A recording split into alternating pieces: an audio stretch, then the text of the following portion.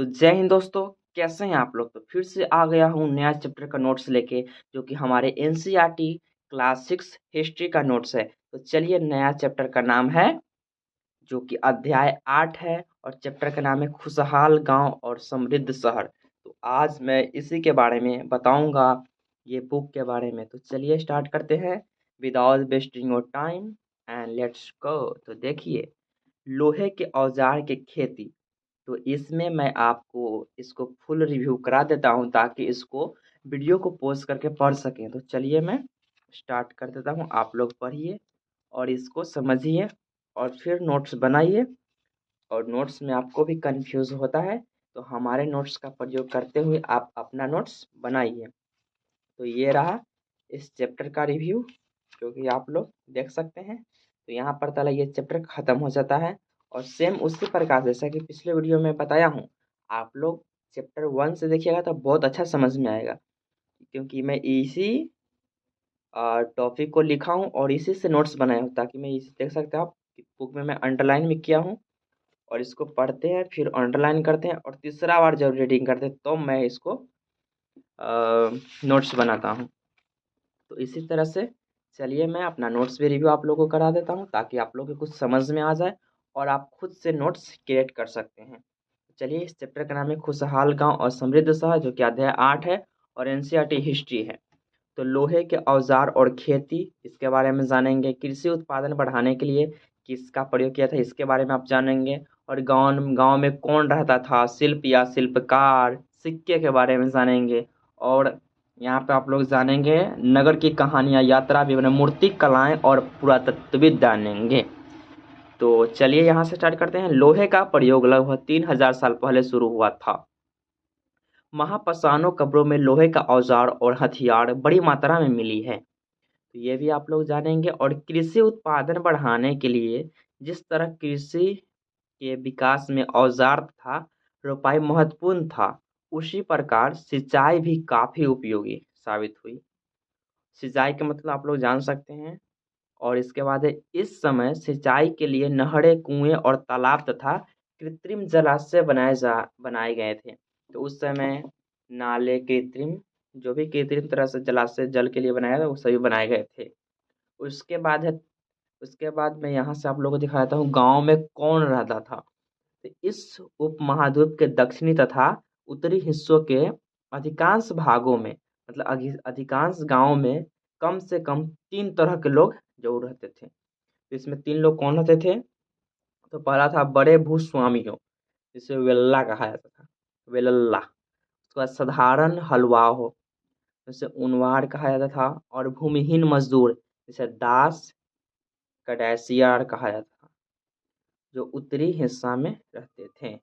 उसमें से फिर एक नंबर में है गांव का प्रधान। तो देखिए, गांव का प्रधान जो ग्राम भोजक था।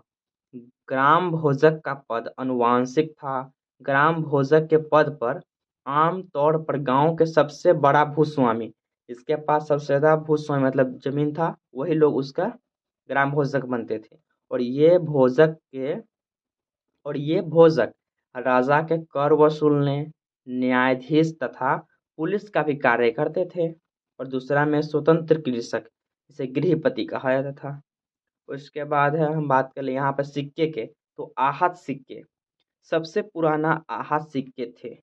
आहत सिक्के आयताकार और कभी गोलाकार, वर्गाकार या गोल भी होते थे। और ये धातु की चादर को काटकर या धातु के चपटे गोलिकाओं से बना जाता था, और इस प्रकार इस पर धब्बे भी लगाए जाते थे।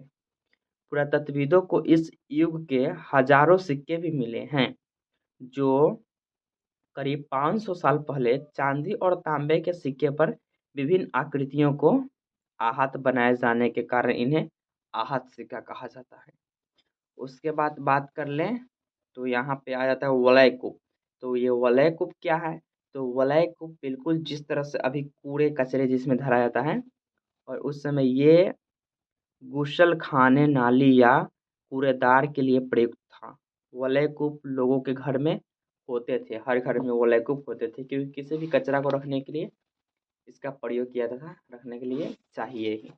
उसके बाद आता है नगर अनेक गतिविधियों का केंद्र। तो इसमें बताया गया मथुरा के बारे में।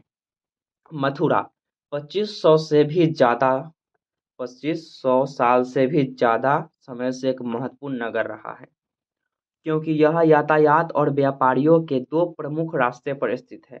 और मथुरा बेहतरीन मूर्तियों बनाने का केंद्र भी था। और करीब मतलब लगभग 2000 साल पहले मथुरा कुषाणों की दूसरी राजधानी भी बनी थी।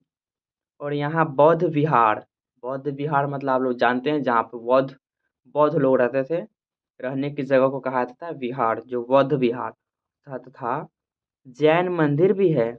और यहाँ कृष्ण भक्ति का एक महत्वपूर्ण मथुरा में प्रस्तर खंडों तथा मूर्तियों पर अनेक अभिलेखों भी मिली हैं। और मथुरा के अभिलेखों में सुनारों, लोहारों, बुनकरों, टोकरी बनाने वाला, माला बनाने वाला माली और इत्र बनाने वाला के उल्लेख भी मिलते हैं। तो इन सभी के बारे में उसमें लिखा आता है। उसके बाद शिल्प तथा शिल्पकारी। तो पूरा स्थलों से शिल्पों के नमूने मिले हैं। इसमें मिट्टी के बहुत ही पतले और सुंदर बर्तन भी मिली है, जिन्हें उत्तरी काले चमकीले पात्र कहा जाता है, क्योंकि उपमहाद्वीप के उत्तरी भागों में मिले हैं। यह एक कठिन चाक निर्मित धातु की तरह दिखने वाले तथा चमकदार काली सतह वाले पात्र हैं। और इसे बनाने के लिए जो कुम्हार लोग हैं, वो मिट्टी के बर्तनों को उच्च ताप पर रखते हैं। और उच्च ताप पर रखने के कारण इसकी सतह काली हो जाती है और इस पर पतली काली लेप भी लगाए, जिस कारण ये शीशा की तरह चमकने लगते हैं। उसके बाद है सूक्ष्म निरीक्षण एवं करिमा अरिकामेटू।